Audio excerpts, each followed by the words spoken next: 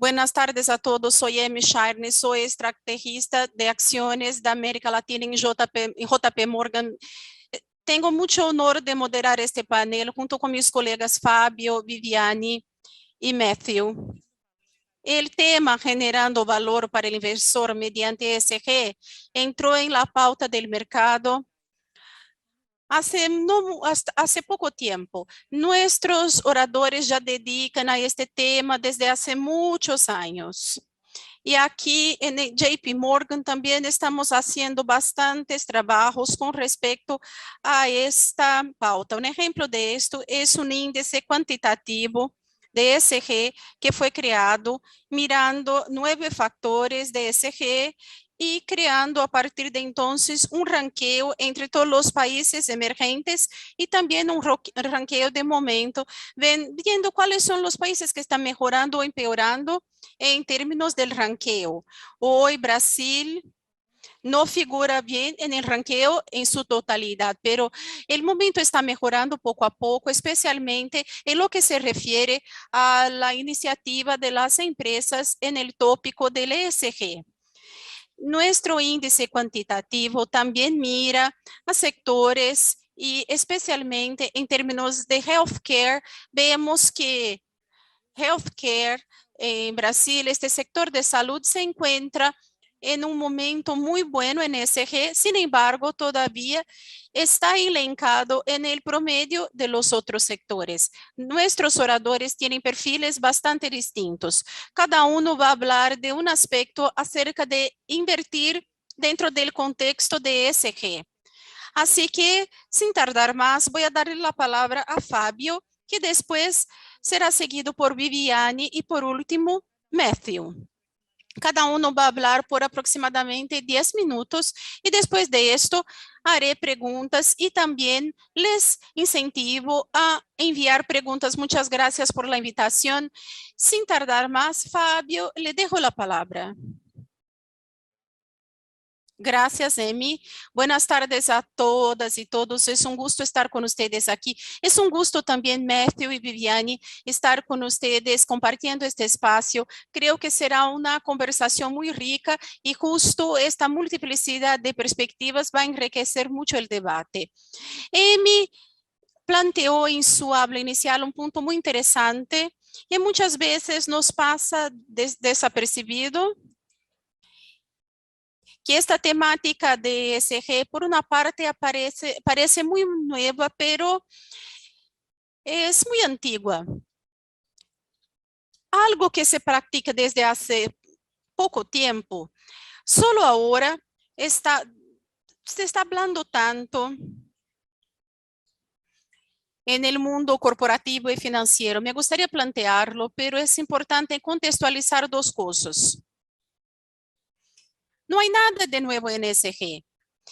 Es que este término fue cunhado en 2004 a 2005, pero los pilares que sostienen ESG son muy antiguos. La primera vez que la palabra sostenibilidad fue utilizada de modo formal fue en el siglo XVIII. Existen registros de fondos en el siglo XIX que ya evitaban la exposición a compañías que estaban directo o indirectamente vinculadas al tráfico de esclavos.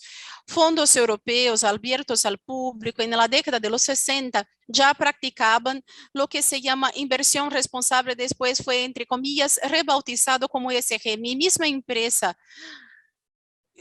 desde 1993, allá ya practicábamos los principios de inversión en ESG. No hay nada de nuevo en esto, pero muchas veces notar como nuevo es peligroso porque eventualmente podemos pensar que sea algo de moda y que es pasajero. Y si es pasajero, no vamos a dar la debida atención. Pero también tenemos que tener en cuenta que a pesar de que el ESG no tiene nada de nuevo, por primera vez está impactando a algunos públicos que no trataban este tema anteriormente. Sostenibilidad, por ejemplo, ya era muy común en empresas, especialmente en grandes, pero este es un tema recurrente en las empresas, pero estaba en otro sitio de las empresas. Sostenibilidad en las empresas tenía más que ver con cumplimiento, con compliance, no con los puestos de liderazgo. Las compañías se preocupaban de temas ambientales en el sentido de tener una licencia para operar, no recibir una multa ambiental en temas sociales, lo mismo, tener un ambiente que proporcionara un mínimo para el empleado, no un máximo, y también en el sentido de evitar cualquier tipo de litigio y en lo sucesivo. No se veía como una agenda de creación de valor. Este tema recién ha ido a otro escalón. Ahora forma parte de los CEO de las empresas, de los boards. Entonces tiene una dinámica muy diferente, un presupuesto diferente y se enfoca mucho más en este tema con varios desdoblamientos. No es nuevo, es que cambió de sitio. En el mercado financiero, más o menos lo mismo ha pasado, especialmente en Brasil, pero no solo en Brasil. Los pilares que sostienen el ESG, que son derechos humanos y medio ambiente, fueron ideologizados durante décadas. En Brasil, estos debates eran interdictados dentro del mercado financiero para proponer temas que tenían alguna relación con derechos humanos o con medio ambiente. Esto se notaba aquí en Brasil como una pauta ideológica y por lo tanto el mercado financiero era refractario a estas pautas. Poco se debatió dentro del mercado financiero con respecto a estos temas.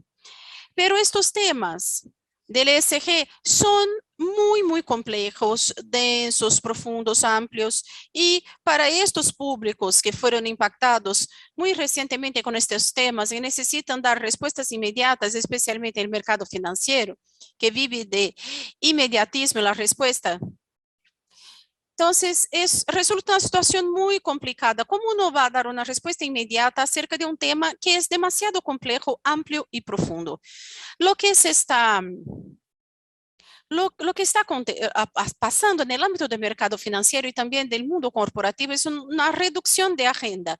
Ya que no puedo tratar temas amplios y profundos porque no los conozco, reduzco el tema a que esté limitado a un determinado conjunto de asuntos e ignoro los demás. Cuando hablamos, por ejemplo, de temas ambientales, deberíamos tratar de modo amplio temas como pérdida de biodiversidad, agua, economía circular y tantas otras cosas. El debate hoy es única y exclusivamente acerca de cambios climáticos y dentro de cambios climáticos se trata del tema del carbono. No estoy reduciendo la importancia del tema climático, todo lo contrario, pero el debate ambiental es mucho más amplio que esto.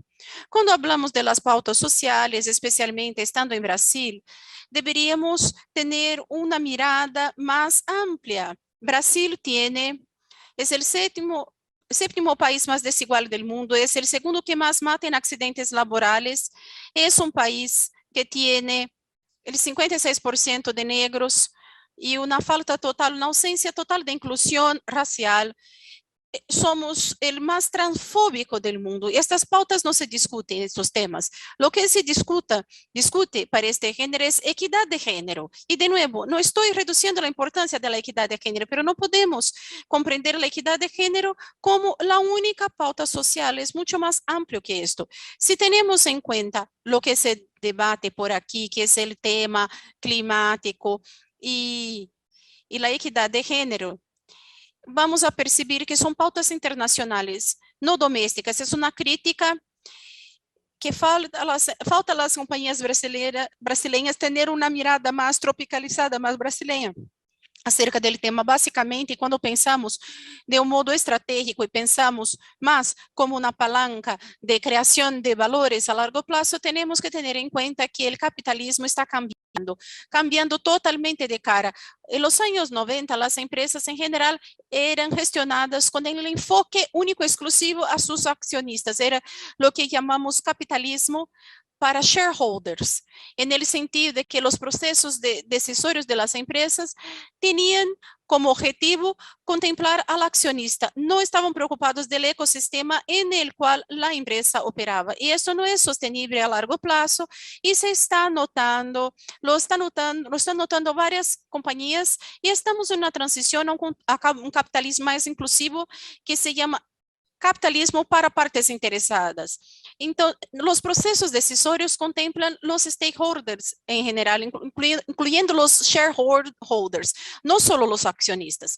Los procesos decisorios de las empresas que están de hecho involucrados en la agenda ESG contemplan o abarcan clientes, proveedores, empleados, medio ambiente, sus pares, gobiernos y en lo sucesivo. Las empresas que tienen esta mirada y esta cultura corporativa son las que de hecho están involucradas en la agenda ESG. Cuando pensamos en ESG, muchas personas tienen dos errores básicos. El primero es pensar ESG como un producto, cuando en realidad ESG es proceso.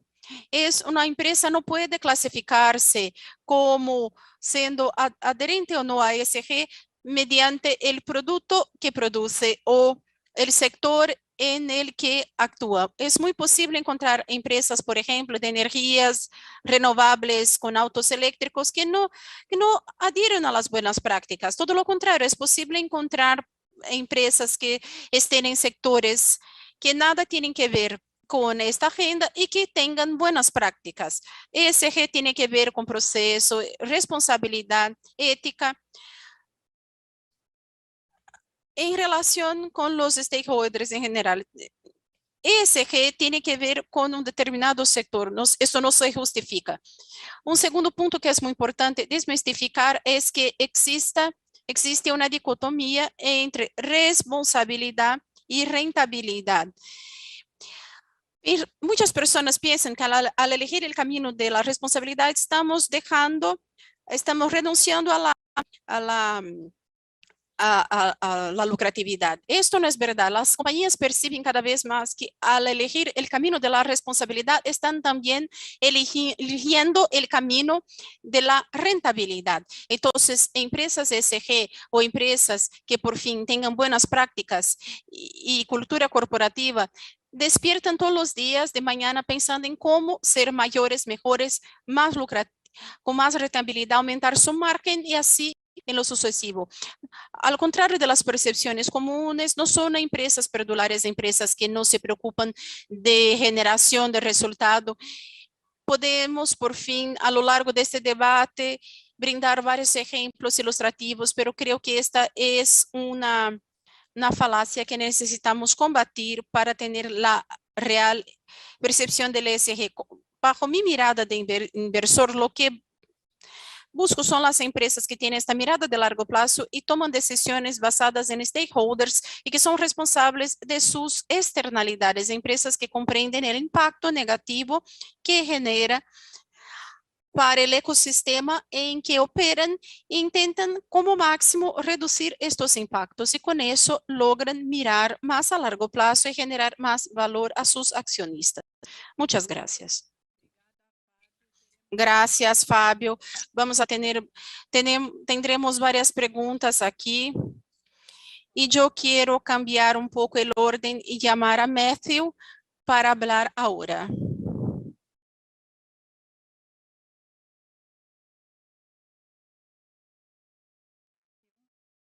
Matthew. Hola a todos. Gracias. Muchas gracias por recibirme. Es un gusto hablar con ustedes y formar parte de este panel. También quisiera agradecerles a los otros oradores también por las palabras de apertura y estoy de acuerdo con lo que fue dicho.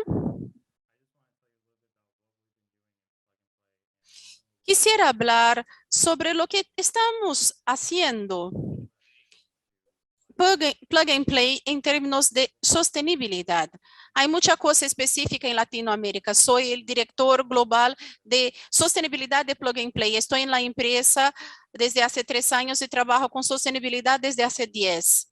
Sí, estamos viendo un incremento de sostenibilidad Ahora se está haciendo más popular. El último año se hizo, pero ya existe desde hace mucho tiempo. Así que estoy de acuerdo plenamente con los otros oradores, en el sentido de cuando se hace moda es peligroso. Lo que intento hacer es reducir grandes parte de los mitos que existen acerca de la sostenibilidad y también reducir los conceptos equivocados, porque cuando uno lo retira, existe mucho valor que se adviene de trabajar con startups y empresas que ayudan a incentivar los esfuerzos alrededor de la sostenibilidad. Un poco de Plug and Play, somos una plataforma de innovación global y operamos en 30 sitios en el mundo trabajando con miles de startups. En el ecosistema tenemos más de 65,000 startups en nuestro ecosistema, en distintas verticales de la industria, incluyendo salud, sostenibilidad. También tenemos alimentos y bebidas, servicios financieros, de seguros y distintos otros. También hacemos mucho trabajo en innovación corporativa y también trabajamos con inversiones. Plug and Play empezó como una empresa con algunas inversiones iniciales como Google, Logitech y distintas otras. Y de inicio era una empresa de venture capital, entonces fuimos los primeros inversores en esta compañía. Hicimos 2,000 inversiones más o menos en todo el mundo durante nuestra historia y todas las inversiones en realidad es que realicé a nombre de Plug and Play y trabajamos en distintos programas en el mundo, incluyendo Latinoamérica, especialmente en São Paulo, con una alianza. Entonces, para nuestro programa de sostenibilidad tenemos 3 grandes pilares. Nosotros tenemos programas ahora en el Valle del Silicio, París, Shanghái, Singapur, Johannesburg, São Paulo. También tenemos programas para la neutralidad de carbono de modo sostenible en todos estos sitios que he mencionado. Uno de los beneficios de tener estos programas mundiales es lograr trabajar con startups localmente y acelerar su crecimiento, su ritmo de adopción, en lograr fondos localmente y asumir una escala global. Logramos lanzar soluciones en otros sitios del mundo y traerlas a São Paulo y al mercado estadounidense. Y con esto vimos distintos tipos de tecnologías y modelos de negocios, pero lo más importante, son personas apasionadas que quieren hacer la diferencia. Y estamos muy entusiasmados de trabajar con las startups y mostrar que se puede invertir en startups y generar ganancias. En términos de venture capital, tenemos esta preocupación del retorno sobre inversiones en startups y logramos mostrar el retorno sobre inversión en 2 años de más de 20 inversiones que hicimos en sostenibilidad. Y logramos demostrar que uno sí que puede tener ganancias y logramos eliminar este mito de que uno solo logra ser o sostenible o generar ganancias, no puede hacer ambos. Estoy de acuerdo completamente con los otros oradores con respecto a la sostenibilidad ahora que está a un nivel en que ahora estamos trabajando con más de 500 organizaciones en todo el mundo, incluyéndose a Latinoamérica. Ayudamos a estas empresas en su jornada de sostenibilidad. Esto viene del nivel C. Quieren hacer más a las comunidades locales, quieren hacer más para los pares locales, no solo hacer sostenible ambientalmente hablando, sino también ayudar a las personas a encontrar empleos y tener acceso a un mejor servicio de salud, mejores condiciones alimentarias y mejores condiciones de vida en general. Estamos trabajando con distintas empresas maravillosas en esta zona, ayudando a estas compañías en su jornada de sostenibilidad e innovación y ayudando a las empresas a conectarse con startups fantásticas, haciendo una gran diferencia, un gran impacto en el mundo. En varios sitios del mundo, la sostenibilidad se trata de modo distinto. Lo que intentamos hacer es traer nuestro enfoque a iniciativas nuevas, entusiasmantes y eliminar estos mitos y conceptos erróneos acerca de la sostenibilidad, ayudar a estas startups y estas compañías a aumentar sus esfuerzos en el mundo y podemos ser una conexión entre todas estas distintas empresas en el mundo en términos de progresar en este sentido. Así que estoy muy ansioso por así de oír más de ustedes y preguntas que puedan tener. Yo ya trabajo en este sector desde hace más de 10 años. Como he dicho, ya trabajé para el gobierno, ya he tenido una empresa, trabajé para otras venture capitals. Con estas experiencias pude aprender mucho acerca de los mitos y conceptos erróneos y cómo atacar, cómo resolverlos también, para que podamos progresar en este sentido en términos de responsabilidad. Esto va a demandar un trabajo conjunto con una visión muy clara, un enfoque muy claro y con una comprensión muy clara de cuál es el problema y de dónde necesitamos ir para resolver este problema. Así que muchas gracias. Gracias por invitarme a este panel, Emi, y a otros paneles. Estoy ansioso por nuestra conversación de hoy. Gracias. Estamos esperando a Viviane, que tuvo dificultades técnicas, así que yo voy a empezar preguntándole a Matthew si puede dar algún ejemplo de algún trabajo que ha hecho aquí en Brasil, que pueda ejemplificar un poco mejor los temas de sostenibilidad en Plug and Play.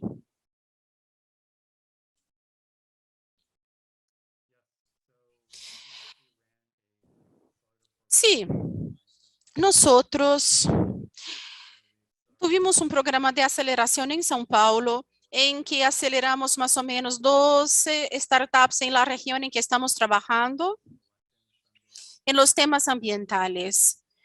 Y algunas hicieron un procesamiento anticipado, encontrando nuevos destinos a materiales procesados y también encontramos algunas plantas de reciclaje de material químico, no solo en São Paulo, sino también en otros sitios de Latinoamérica. Uno de los más recientes fue en una startup llamada GreenPack y una empresa en México que ahora están haciendo reciclaje de material químico.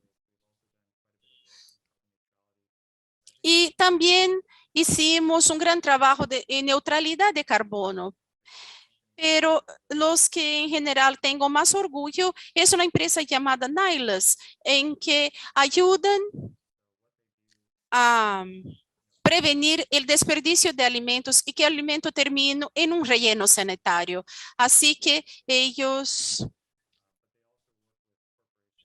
financian platos de comida, a bancos de alimentos y también trabajan en corporaciones en América Latina y en todo el mundo. Si hay un tema relacionado con embalaje, con envase de una empresa, por ejemplo, se tiene un tema en que el alimento está perfecto, pero el envase no lo está, ellos, en vez de que se lo derive a un relleno sanitario, lo envían a centros que cuidan a personas que viven en la calle por una fracción del precio que se pagaría en el supermercado. Entonces se trata de proporcionar alimentos, buena nutrición y impedir que el alimento que iba a un relleno sanitario, entonces permitir que en vez de ir al relleno, que va a las personas que necesitan y empleen a personas de toda Latinoamérica, especialmente en São Paulo, que necesitaban empleo. Fue increíble ver el trabajo que están haciendo y tenemos esta colaboración. Un último ejemplo es una empresa llamada Agramo, en que trabajo ellos están haciendo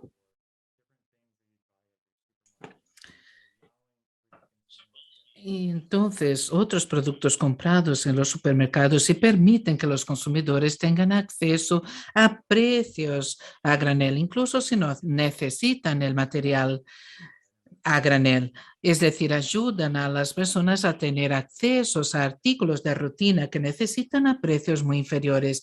Y es muy conveniente porque ellos van hasta usted y usted no tiene que ir hasta ellos. Es decir, facilita mucho el acceso y diversas personas pueden utilizarlo. Es decir, nosotros les ayudamos no solo a crecer y a adquirir escala en Latinoamérica, sino que también ayudamos a crecer en Europa, Asia y América del Norte. Yo pienso que lo interesante para comentar estos proyectos es la interseccionalidad entre los diferentes factores de ESG, tanto en la parte social como en medio ambiente, los que Los proyectos se están llevando adelante. Y vamos a hablar de esto más adelante. Ahora quisiera preguntarle a Fabio si hay algún sector o sectores que son uninvestable, que no se puede invertir desde el punto de vista de ESG. ¿Hay algún sector que de hecho usted piensa que es contraria a toda la idea de ESG, de esta inversión a largo plazo? Me encantó la pregunta porque es una provocación en el sentido de que ESG no es binario, es muy complejo. Entonces, lo que conteste yo aquí para ustedes, eventualmente, Matthew puede tener una opinión contraria y los dos están correctos. Nosotros no tenemos verdades absolutas en ESG, tenemos simplemente maneras diferentes de ver y no pasa nada. Voy a poner aquí claramente mi opinión personal y lo que hacemos en mi empresa y no necesariamente reforzando que esto no es un manual en que lo que diga yo es la verdad de ESG, es la verdad de Fabio. Entonces entendemos que los conceptos de ESG, como he dicho, son muy complejos. Las empresas potencialmente tendrán algunos factores que serán más avanzados, otros que no, y tendremos que convivir con eso. No vamos a encontrar empresas perfectas de ninguna manera.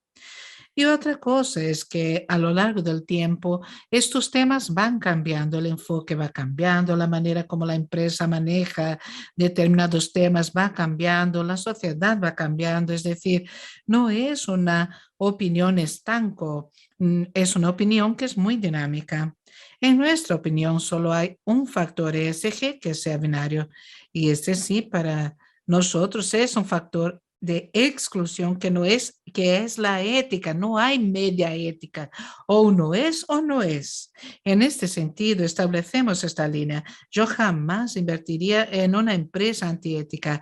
En todas las demás empresas yo puedo invertir sin ningún problema, aunque las prácticas de ESG son pocas, expresivas, y nosotros contribuimos a que a la empresa avance. Es una práctica muy constante nuestra. Nosotros podemos invertir en empresas que están bien con las prácticas de ESG y otras que están en el inicio de la jornada y así apoyamos las compañías. En las que no invertimos de ninguna manera son las empresas que no tienen prácticas éticas y la ética también es un concepto abstracto. Si pregunto a todos los ponentes y todos los que están viendo qué significa ética, tendremos diversas respuestas diferentes, pero en general cuando nosotros o cuando yo dialogo con brasileños sobre lo que es la ética y lo que es antiético, por lo general aquí la percepción de ética tiene que ver con algo financiero. Entonces, por ejemplo, una empresa, una persona tomó una actitud antiética porque quería tener un beneficio financiero. Entonces, no, ella quería hacer esto o aquello porque quería tener algún tipo de beneficio. Nuestra visión de ética está más o es más amplia que eso. No es solo un tema financiero, una empresa, una persona que no trata bien a los seres humanos, o que segrega seres humanos, es una empresa antiética. Empresas que producen productos que no hacen bien a la sociedad es antiética. Empresas que contaminan excesivamente y no están preocupadas por eso, es una empresa antiética también. Entonces, aunque las prácticas comerciales sean éticas ilícitas en el sentido de no dejar de pagar sus impuestos, pagar comisiones legales, o si es una empresa racista, homofóbica o no cumple con los términos del cambio climático, etcétera. Yo pienso que es una empresa que hiere, que viola la ética. Entonces, nuestra lectura sobre ética es amplificada cuando vemos que esto es un dogma dentro de la compañía, que es difícil transponer este tema. Entonces, para nosotros se convierte en una empresa en la que no invertimos. Hay algunos sectores que, a pesar de que las empresas son responsables en la manera como ellas actúan, son sectores que van en la vía contraria del mundo. Por ejemplo, el sector de combustibles fósiles o minería, aunque hay empresas que están haciendo todo esto de manera correcta, responsable, son sectores que tendrán que empezar a pagar por las externalidades, teniendo en cuenta que nunca han tenido que pagar por eso. El carbono, por ejemplo, ya está regulado en 70% del PIB mundial. Todavía no está regulado en Brasil, pero es solo un tema de tiempo. Si nosotros incorporamos en este cálculo cuánto estas empresas tendrán que responsabilizarse por las emisiones de gases de efecto invernadero, ellas probablemente seguirán siendo empresas responsables y financieramente menos factibles o viables de lo que son hoy. Yo no diría que están en nuestra lista de exclusión, pero estarían excluidas de nuestra lista de interés. Muy claro, muchas gracias. Matthew, usted me contó cuando nos estábamos preparando para este panel que Plan and Play, ustedes también entran en las empresas, las grandes empresas, para mejorar el perfil de sostenibilidad de esas empresas. ¿Nos podría contar un poco dónde ve la mayor brecha entre lo que sería lo ideal y lo que se encuentra en las grandes empresas hoy?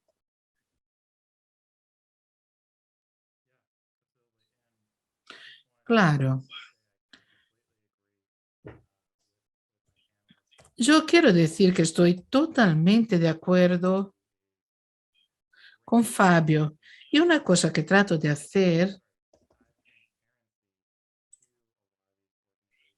es trabajar con startups en donde podamos agregar transparencia a estas organizaciones o industrias para mostrar si están siendo o no éticas, si esto tiene que ver con condiciones de trabajo o impacto ambiental y diversas cosas que nosotros tratamos de invertir y traer a estas organizaciones más grandes. Y esto puede ser a través de condiciones de trabajo, o con mayor transparencia en la cadena de suministro, o entonces tiene que ver con el uso de materiales que no sean materiales que causen daños o fuentes también que sean éticas. Y una de las maneras como trabajamos con estas organizaciones más grandes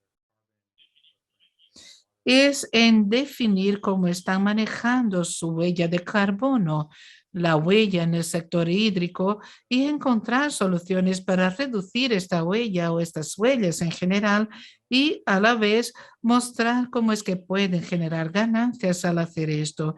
No queremos que esto sea una carga financiera para estas empresas porque esto no va a ser algo que ellos van a abrazar, pero nosotros mostramos que ellas sí pueden reducir la huella de carbono, de plástico de carbono hídrica y emisiones, etcétera, y a la vez ahorrar o generar ganancias y ahí es más atractiva para las diversas organizaciones y tiene un impacto ambiental local donde se encuentra en la localidad donde las plantas están. Nosotros diseñamos un trabajo estratégico para ellas y examinamos los productos y procesos de estas empresas y también las diferentes instalaciones de estas empresas, plantas, y de manera que podamos encontrar startups que las hagan más sostenibles y a la vez hacer que ahorren o generen ganancias. Si puede ser ambos, mejor, pero por lo general o ahorramos o generamos ganancias. Mateo, usted habló de descarbonización y es inevitable hablar de COP. La COP que acaba de ocurrir en Escocia. Fabio, yo le voy a preguntar porque yo leí su artículo sobre este excelente título. ¿Hay algún takeaway de algún evento o sobre este evento que está terminando hoy y que sería un aprendizaje o alguna lección para las empresas o al fin de cuentas fue más de lo mismo? La pregunta es para mí.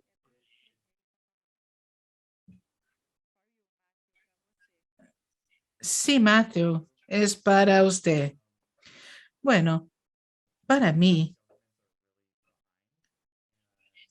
A mí me parece que los gobiernos están muy retrasados y la demanda por sostenibilidad viene de personas físicas, personas comunes, que dicen que quieren que los gobiernos, que las empresas, de hecho, hagan frente a este reto de verdad.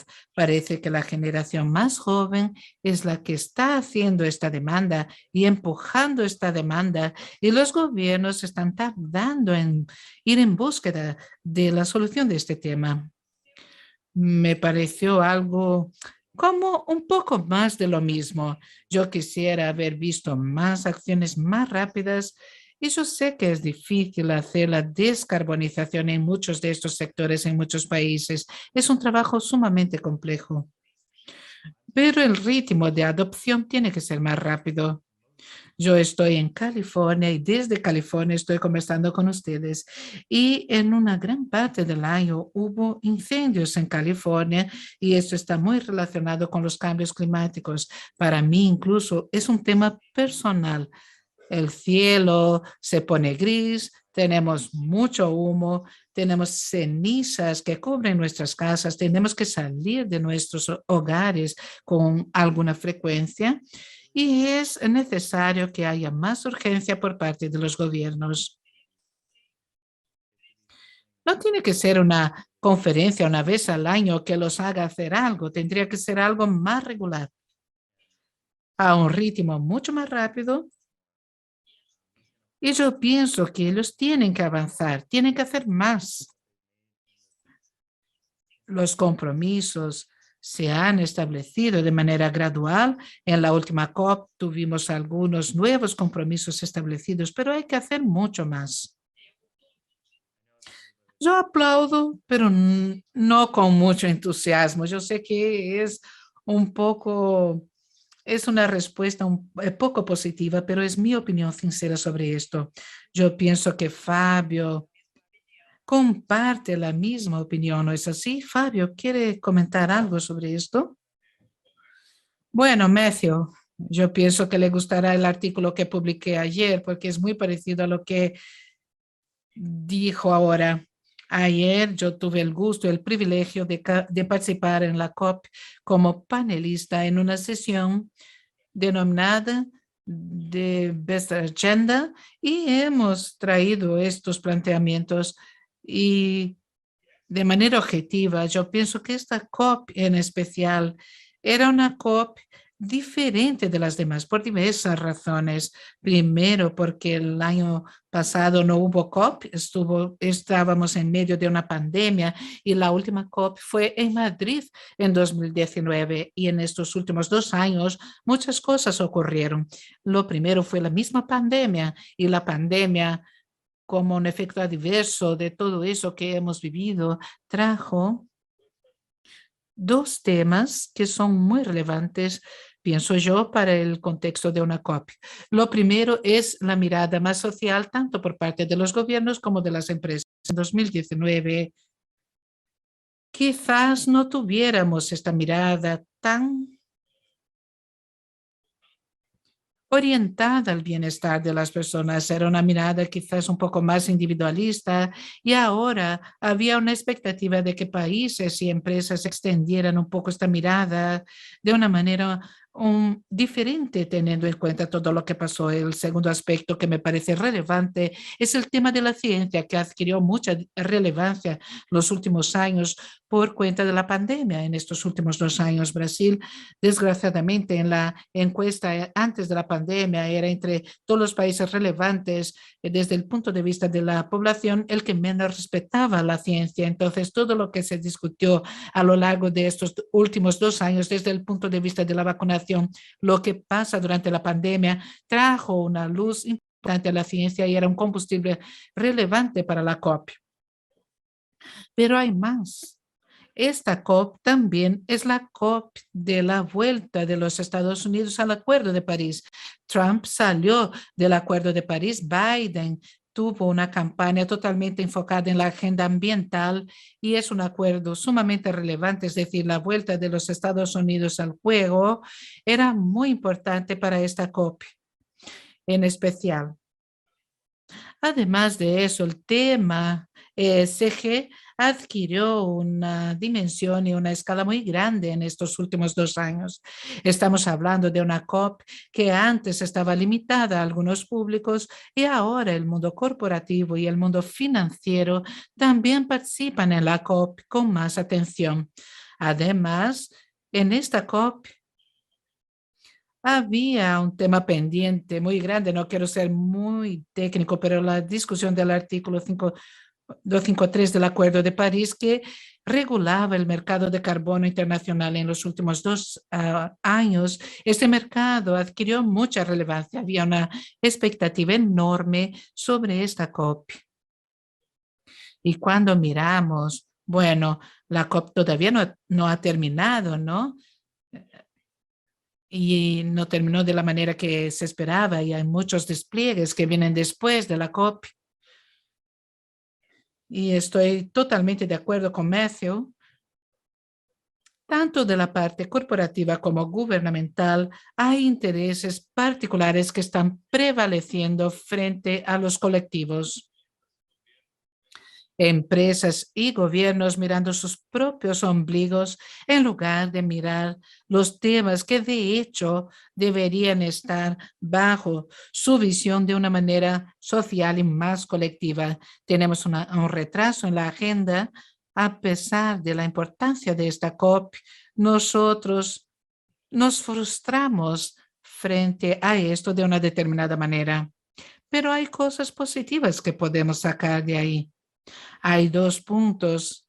Esto no está en mi artículo, pero hay 2 cosas que quiero resaltar aquí. Primero, que la participación de la generación Z para mí fue muy relevante, emblemática, y esto para mí adquiere como un matiz de esperanza para las próximas COPs. Es una generación que está participando cada vez más en el debate y a lo largo de los años va adquiriendo poder de consumo, espacio en los liderazgos corporativos, en la política pública, y con el tiempo nosotros a partir de la generación Z podremos tratar mejor estos temas. Y el segundo punto que me parece muy importante en esta COP, un tema que quedó muy claro y debe dominar las temáticas de las próximas COPs, es el Consejo de Adaptación. El concepto de adaptación, es decir, cuáles las consecuencias sociales de las COPs y cuánto esto genera en términos de cambios climáticos, cuánto genera de desigualdad social, cómo podemos tratar esos temas, racismo climático, tantas cosas que tenemos que discutir más allá de la ciencia, y este enfoque social y un poco menos ambiental, me parece que esto es clave. Incluso es lo que Matthew dijo de Nailos cuando él me contó, me llamó mucho la atención que este aspecto de la desigualdad, del hambre, de la pobreza, comienza a entrar como un factor muy importante en estos temas. El panel trata de inversiones y ESG, y algo que me pregunto, y la pregunta puede ser para los dos, es si ustedes ven la posibilidad de que algún día, quizás no en un futuro muy lejano, tener un país que reciba sanciones y que las reciba por violar principios de ESG. Por ejemplo, Fabio es senatario junto con muchos. Yo no sé explicarlo muy bien, Fabio, usted puede explicarlo mejor, pero junto con otros gestores de inversión en el mundo, adherirse a las prácticas ESG, escribió cartas a nuestros gobernantes en cuanto a esto. Tenemos, por ejemplo, el acuerdo Mercosur y Unión Europea con bastante obstáculos para su aprobación en virtud de los temas relacionados con el medio ambiente. Es posible que vayamos a tener a países, aunque sea Brasil, como difícil de inversión, si no hay mejoras en estos factores ESG. La pregunta es para los dos. ¿Puedo empezar? Por favor. El tema del boicot es muy delicado porque necesitamos dissociar o governo de sociedade civil. No momento que existe um boicote com respeito a um país, estamos, al fim e al cabo, penalizando uma sociedade civil que eventualmente apoia estos temas. Así que gran parte de la población brasileña quiere el mantenimiento de la foresta, de la selva, quiere el respeto al medio ambiente, a la sostenibilidad. Entonces, boicotar un país significa penalizar a personas y yo pienso que necesitamos hacer una reflexión con respecto a esto. Pero no estoy en contra del boicot. Este boicot necesita tener un blanco dirigido. Empresas que no tienen buenas prácticas, que deforestan, que violan derechos humanos, necesitan ser boicotados, pero este boicot necesita tener una dirección correcta, porque de lo contrario, esta generalización estorba el debate. Matthew, sí, es una pregunta muy interesante. Y yo estoy de acuerdo. Creo que es necesario separar el gobierno y las compañías. Si vamos a sancionar un gobierno y decir, ya no vamos a invertir en este país, yo pienso que incluso empeore la situación, porque quizás esto lleve a más greenwashing. Vamos a decir que las sanciones sean aprobadas, esta falta de inversión puede empeorar la situación. Cuando hay un boicot a una empresa, porque las personas quieren que la empresa se haga más sostenible, esta empresa entonces tiene la oportunidad de reinvertir los mismos recursos a fin de que ella misma se haga más sostenible. Y ya hemos visto este tipo de presión funcionando. Cuando el consumidor cotidiano, cuando ellos ruegan que las empresas sean más sostenibles y utilizan su poder de compra, su bolsillo para decir, yo quiero comprar un producto de una empresa que sea más ética, más sostenible con respecto a las otras. Las empresas están dándose cuenta de esto y están intentando ajustarse y cambiar en tiempo real. No solo esto, las personas que quieren trabajar para estas empresas también están exigiendo que las empresas sean más inclusivas, sean más éticas, sostenibles. Así que estamos viendo este movimiento de la sociedad civil realmente, que está de hecho teniendo efectos sobre empresas poderosas del mundo, a fin de que cambien su actitud, incluso su consejo en algunos casos, el CEO, y cambien el modo como estas empresas operan. Está siendo increíble ver este movimiento. Pero yo pienso que una sanción a todo un país no sé si es una buena idea. Yo pienso que puede terminar teniendo un efecto contrario. Pero poner presión sobre organizaciones, yo pienso que sí, esto ya llevó a buenos cambios. Yo sé que más cosas van a venir. Ya hemos visto esta evolución de la presión aumentando, o por decirlo así, este efecto cascada que empieza con ciudadanos comunes, consumidores, después llega la corporación, a las compañías y el gobierno percibe que necesita cambiar, pero el ritmo de adopción es distinto, dependiendo de distintas organizaciones, ¿verdad? Pero creo que la cosa está empezando a llegar a los gobiernos y vemos a los gobiernos reaccionando y asumiendo compromisos, pero esto necesita pasar más rápidamente. Mi última pregunta tiene que ver con algo que usted ha mencionado, que esta transición a de una empresa a ser más, como Fábio dijo, que es un proceso ser ESG. Y los costos asociados con esto, es un debate que siempre pensamos, queremos transformar las empresas, existe esa exigencia muy grande, incluso de gestión, que es algo que ya fue dicho, pero la compañía, ¿cuáles son, cómo puede ella equilibrar los costos versus las oportunidades? Yo pienso que ya sé la respuesta de ustedes, pero solo para formalizar.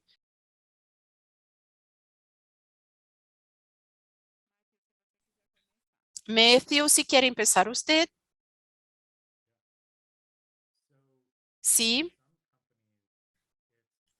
Para algunas compañías, yo pienso que cuesta más caro no tomar este rumbo de la sostenibilidad, no seguir esta ruta que estar en el camino que están siguiendo en este momento. Vimos el impacto de los cambios climáticos en ciudades, en barrios, pero yo pienso que un modo de pensar es también en las aseguradoras también, instituciones financieras, empresas del sector químico, muchas de ellas están en áreas litorâneas. El cambio climático tiene un impacto directo sobre ellas en daños y transferir estas plantas, estos sitios a otras zonas. El incendio en California, los incendios en California fueron malos para las personas físicas, pero también para las aseguradoras. Así que existe un gran riesgo financiero si estas empresas no siguen el camino de la sostenibilidad. A veces es más costoso no ser sostenible. Para algunas otras empresas, otros sectores, quizás uno ahorre dinero o gane más dinero. Es como si estuviera invirtiendo en sí mismo. No es que está tirando dinero a la basura por la ventana, pero es pensar en reinvertir en la misma empresa para hacerse más sostenible. Es así que veo este tema. Fabio, ¿alguna consideración tiene usted? Estoy de acuerdo completamente. El costo de no hacer es mucho más grande que de no hacer. Sin, de no hacer es mucho mayor que de hacer. Otra cosa que me gustaría añadir, la primera es que la falsa percepción de que la agenda ESG, sostenibilidad, sea cara. Esto crea una inmovilidad muy grande para las pequeñas y medianas empresas, porque dicen, cuando yo sea grande lo hago, pero eso no es verdad. Hay una serie de acciones que se puede hacer y son gratis. Distribuir un texto acerca de racismo, homofobia, es gratis. Mantener la cortina abierta con luz natural y evitar el consumo de energía, esto es gratis. Incentivar el uso de transporte público y de bicicletas, esto es gratis. La recolección selectiva de basura, esto es gratis. No existe ninguna razón para las pequeñas y medianas empresas de no hacer nada. Un montón de cosas son gratis y en lo colectivo brinda un resultado muy significativo. Yo pienso que esto es importante, sacar un poco, retirar un poco este estigma que para ser sostenible necesito primero crecer y después ser responsable. Esto no es verdadero. Yo pienso que existe otro aspecto que también tenemos que tener en cuenta, que creo que las empresas están cada vez más cambiando un poco el modo de comprender, de entender su rol.